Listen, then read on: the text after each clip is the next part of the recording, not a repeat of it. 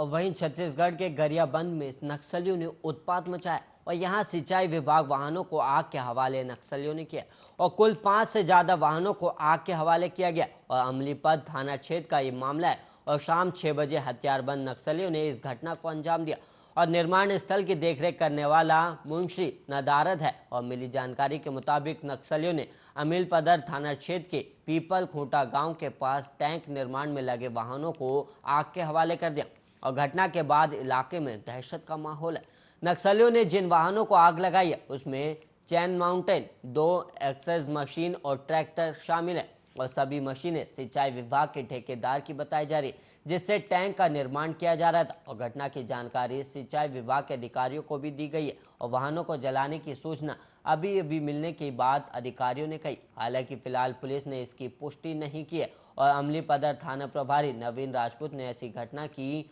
फौरी जानकारी मिलने की बात कही है और वहीं उन्होंने कहा कि फिलहाल घटना की पुष्टि नहीं हो पाई है मगर सूचना मिलने की बात वो कर रहे हैं।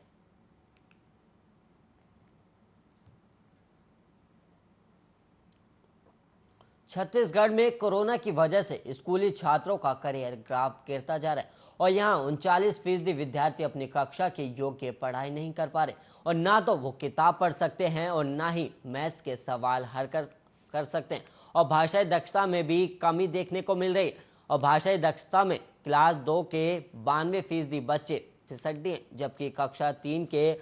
88% और कक्षा 4 के 90% छात्र कमजोर है और इसी तरह कक्षा 5वीं में 95% बच्चे भाषाई दक्षता में वीक भी हैं और कक्षा 6 के 93% बच्चों की भाषाई दक्षता कमजोर हो चुकी है और गणित के क्षेत्र में भी यही समस्या देखने को मिली है और अब SCERT के संचालक ने कहा कि वह नवा जतन कार्यक्रम के जरिए इसका स्तर सुधारने की कवायद करेंगे।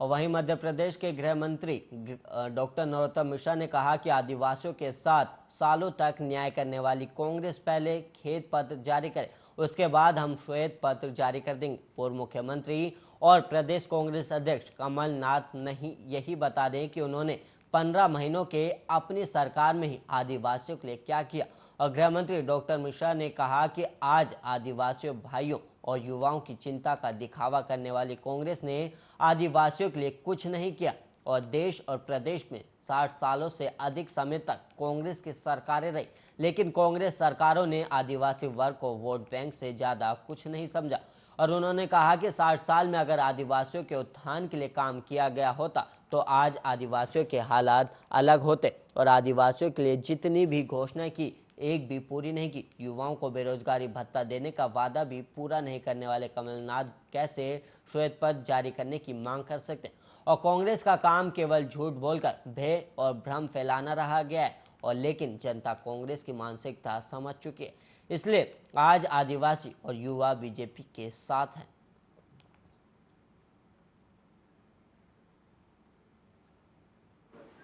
पहले वो खेद पत्र जारी करें कमलनाथ जी, फिर हम श्वेत पत्र पे विचार कर लेंगे। उन्होंने बेरोजगारी भत्ता देने का कहा और एक को भी नहीं दिया। जनजाति भाइयों के लिए 60 साल में उन्होंने कुछ नहीं किया। वो खेद पत्र जारी करें, हम श्वेत पत्र जारी। कोरोना के नए वेरिएंट ओमिक्रॉन का खतरा अब राज्य में भी लगातार मंडरा रहा है। हालांकि अब तक नए वेरिएंट से संक्रमित मरीज प्रदेश में नहीं मिले और बुधवार को प्रदेश में 25,011 लोगों का कोरोना टेस्ट भी किया गया जिसमें से 37 लोग संक्रमित मिले और वहीं आज पॉजिटिविटी रेट 0.15% है और राज्य में बुधवार को एक मरीज की भी मौत कोरोना से हुई है और प्रदेश में 6 जिला गरियाबंद, सरगुजा, कोरिया, सूरजपुर, सुकमा, नारायणपुर में एक्टिव मरीजों की संख्या 0 है और कोरोना टीकाकरण का 100% लक्ष्य हासिल करने के लिए प्रदेश में तेजी से टीकाकरण भी किया जा रहा है और टीकाकरण के लिए पात्र प्रदेश की आधी आबादी कोरोना से बचाव के लिए दोनों टीके लगाए जा चुके हैं और राज्य में अब तक 1,01,87,377 नागरिकों को कोरोना वैक्सीन की दोनों डोज लग चुके हैं और वहीं 1,80,68,296 लोगों को पहला टीका लगाया जा चुका है और राज्य की 91% आबादी को पहला टीका लग चुका है। पहली और दूसरी दोनों खुराकों को मिलाकर प्रदेश में अब तक 2,82,55,673 टीके लगाए जा चुके हैं।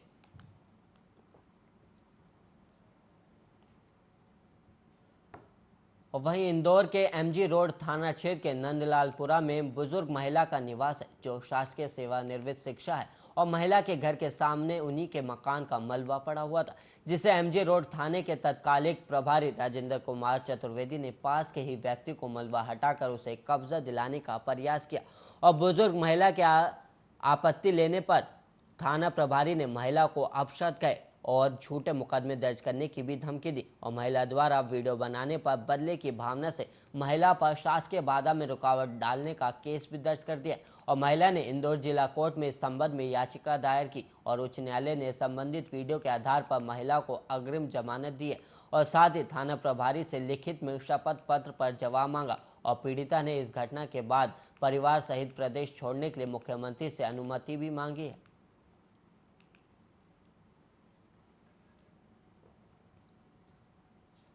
और वहीं मध्य प्रदेश के राज्यपाल मंगू भाई पटेल के कटनी आगमन पर सुरक्षा व्यवस्था को लेकर जारी किए गए कटनी एसपी सुनील जैन के एक पद से बवाल मच गया और कटनी पुलिस अधीक्षक ने इस पत्र में सुरक्षा के लिए निर्देश जारी किए थे, जिसके कॉलम नंबर 6 में लिखा गया है कि 2 समुदाय पर सख्त नजर रखी जाए और पत्र में 2 समुदायों को आतंकवादियों की श्रेणी में रखने का जिक्र होने के बाद से बवाल शुरू हो गया और मंगलवार को जिले में राज्यपाल मंगू भाई पटेल अल्प प्रवास पर कटनी आए थे।